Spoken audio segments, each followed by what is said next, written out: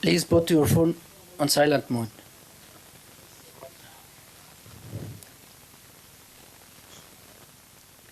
Ladies and gentlemen, welcome to Total Energies Africa Cup of Nations, Morocco 2025, match number 40, which was between South Africa and Cameroon. Allow me first to welcome Mr. Hugo Broos, the head coach of South Africa. Coach, sorry for the result, and what would you like to say about tonight's game? Yeah, what can I say? I think everyone is very disappointed and sad that we are eliminated today. I think we had the right plan, and everyone saw that in the first half. We had 3 open chances in the first half an hour. Normally the game has to be done then, but when you miss those chances in that level, you pay the bill later. And we paid the bill with a lucky goal. A corner, we had it out of the 16, the guy shoots, touch the leg, comes again in the feet of a Cameroon player, and he can score. I think that was the first half. So normally Cameroon could never lead at that moment. So the second half we said to each other to go on like this, because Cameroon didn't have an answer on the way we played. But then unfortunately, very soon in the second half we get the second goal. And then you know that it will be very difficult, because at that moment Cameroon stayed very well as a block on their own 16 and kicked the ball in front, and then they had some players, very quick players, who tried to be dangerous. We still had chances in the second half, and yeah, we scored a little bit late. There was not enough time, because otherwise I think we could have maybe played a draw and have extra time. As I said before the game, that this team of Cameroon plays with a big heart, fighting spirit, our physical very strong, and that it was a tough opponent, and I thought we saw that today. My players did what they have to do, 90 minutes, they fight for it, but yeah, that can happen again, and disappointments for all of us. Thank you, sir. Questions?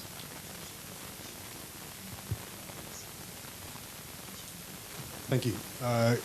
Ed Dove from ESPN, Coach. Commiserations. Please identify yourself first. Ed Dove from Okay, ESPN, sorry.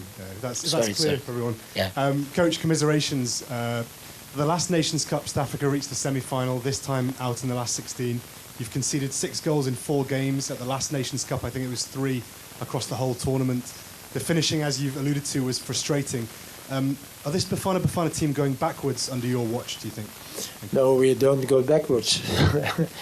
Certainly not. Okay, I agree with you that maybe in some games the performances were not at the level of South Africa that everybody knows, but you can't say that for today. Sometimes you need the luck a little bit at your side, and if I can go back 2 years ago against Cape Verde in the quarterfinal, 10 seconds before the end, Ronald did a fantastic save, or we lost the game. So those things are happening, and today we didn't have the luck at our side. And I agree with you, maybe we get too much goals. Last AFCON we only get 2 or 3, I think, on all the tournament. But we're not going backwards, certainly not. But at the other side, I think we have to make a good evaluation of what happened here in this tournament, and looking forward to the World Cup.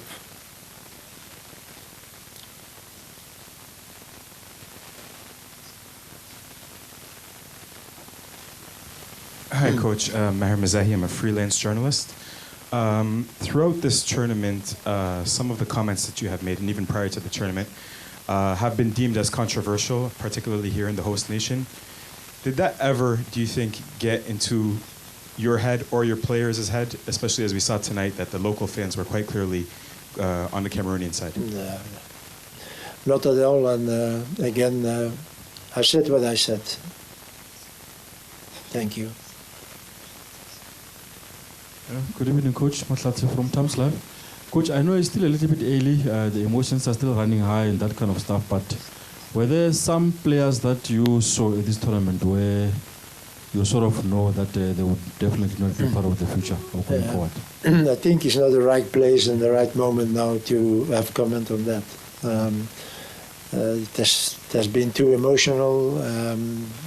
For part also a little frustration. And you know, when you are emotional, sometimes you said things that you regret afterwards. So I will not do that. As I said, we will make in the next days and weeks evaluation in detail what was not good and what was good. And we will see what we have to change or not to change. Because in 6 months there is the World Cup and we need to be ready for that. Next. Coach Lorenzo from Middlesex Times. Is there something that needs to change internally or administratively before going to the World Cup? Because there was even a different energy that we could feel in this camp compared to 2023 in Cote d'Ivoire. Players didn't look particularly happy when we had engagements with them in training. Is there something that needs to change before the World Cup? As I said, I will not answer on that question. We have first make a good evaluation of that and to look at it, so what the problems were or what the good things were, and see that we are ready again in March to play those friendlies and be well prepared for the World Cup. Merci. Bonsoir, coach. Vivien Tonfak, journaliste Equinoxe Télévision Cameroun. Voilà, on vous a vu entamer cette rencontre. Votre équipe était très confiante dès le début de la rencontre. À quel moment s'est installé le doute? Et quelles sont les leçons que vous tirez de la participation de l'Afrique du Sud à cette Coupe d'Afrique des Nations? Je ne pense pas qu'il y aurait des doutes de notre côté. Je pense qu'on était très confiants, on a bien vu ça le premier mi-temps. Je pense que, non, je ne pense pas, je suis certain que l'équipe camerounaise ne savait pas quoi faire contre nos tactiques. On avait chaque fois des hommes libres, on a créé des occasions et comme je viens de dire au début, si on ne sait pas concrétiser ces occasions-là sur ce niveau-là, tu payes cash après. C'est ce qu'on a fait, c'est ce qu'on a eu. Le premier but du Cameroun était un lucky but. Un shot bloqué, il revient de nouveau dans les pieds d'un joueur camerounais qui s'est marqué. Donc à part ça, je ne pense pas que le Cameroun a vraiment été dangereux le premier mi-temps. Donc on a voulu continuer comme ça le deuxième, mais si tu reçois un but très tôt dans le deuxième mi-temps, un deuxième but, alors là ça devient très difficile. Même qu'on a continué à nous battre, à essayer de changer le score et aussi de créer des occasions encore de notre côté. Mais je reviens à ce que je viens de dire, des occasions pareilles, sur un niveau pareil, il faut concrétiser, il ne faut pas les manquer.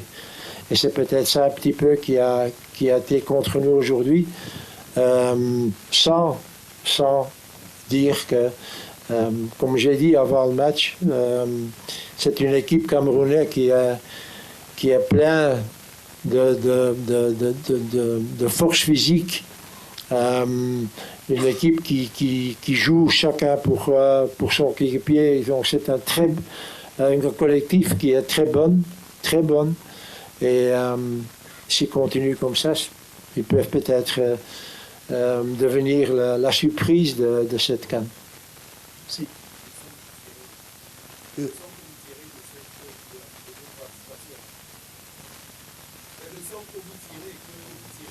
Merci. Pardon. Yeah, Spaso from the SABC. Coach, I'm here. The changes that you made in your starting lineup, what informed you to make such changes because there were a couple of players who did not feature like for the entire first round. Thanks. You know, first of all, I will not give comment on that, and secondly, it's not strange that when players are replaced, that sometimes they are not happy. Sir.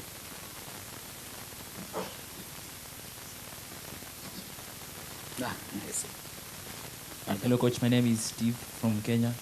I know it's a frustrating night. Out of all the frustrations, I think in the first half I could have counted 3 chances. In the second half I could have counted 2 chances. Just as you say, now it's time to move on to the World Cup. Will the striking problem be one of the major frustrations just coming out of this tournament that you'll really closely look at as you analyze your tournament and even start processes of moving forward and looking ahead into the tournaments to come? Thank you.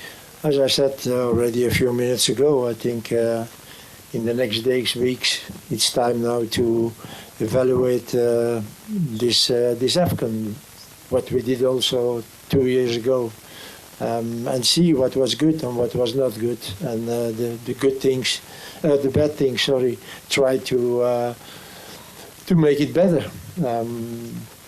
We will see.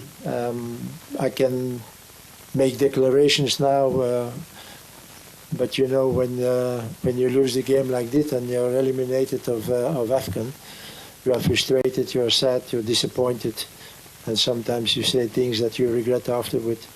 So I will not do that, but I agree with you that we have to evaluate our performances here in this AFCON and see what we can make better. Last question then. Lassana Saounera, Yellen Football Coach, je suis juste là en face de vous.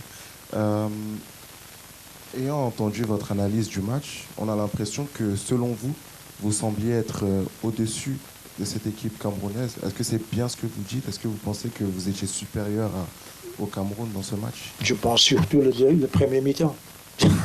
On avait toujours un homme libre, on a créé 3 occasions, très belles occasions.